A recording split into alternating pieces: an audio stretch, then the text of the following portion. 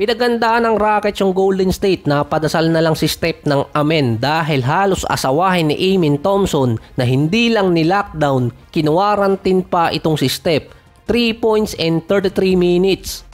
Pinagkumpara pa ng mga fans itong si Bronny at si Steph na 3 points din ang ginawa versus OKC.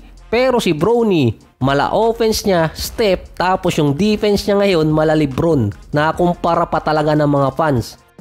Todo struggle si Steph, bantay sarado talaga nitong si Amen Thompson. Kahit merong screen, sasalubungin naman ng ibang player.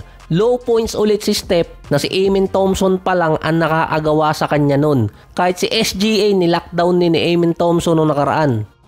Nag-a-average si Thompson ng 14 points, 8 rebounds, 4 assists, 1.4 steals at 1.3 blocks per game. Meron siyang 107 defensive rating, pang All-NBA defensive team at pang defensive player of the year ang stats na yon.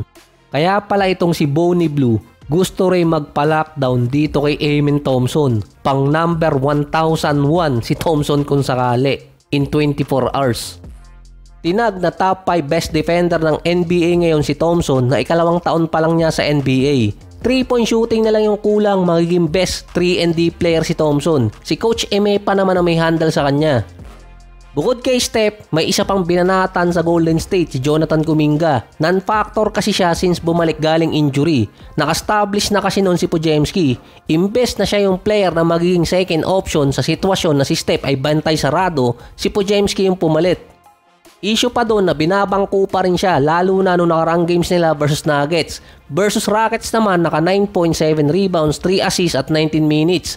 Tinipid din sa minuto. Kay Steve Kerr na rin naman galing na mas inuuna ni Kuminga yung magpasikat dahil sa contract kesa kumuha na role na bagay sa kanya.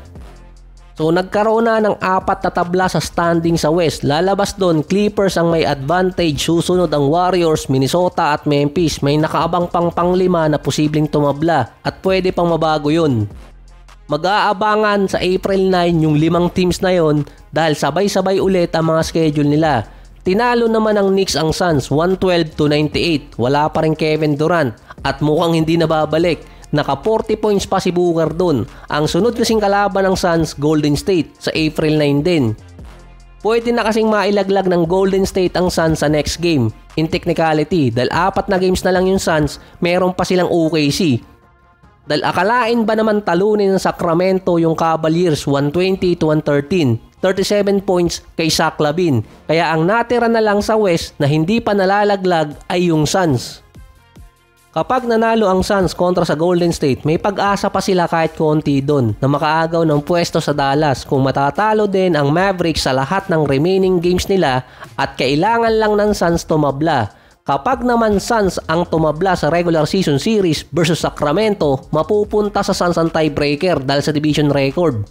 Ang parang status ngayon ng Suns, nakasabit na lang yung isang daliri sa play-ins. Ang Denver Nuggets naman na disgrasya pa sa Pacers. 1 game advantage na lang ang meron sila. Kinulang yung 41 points triple-double ni Jokic.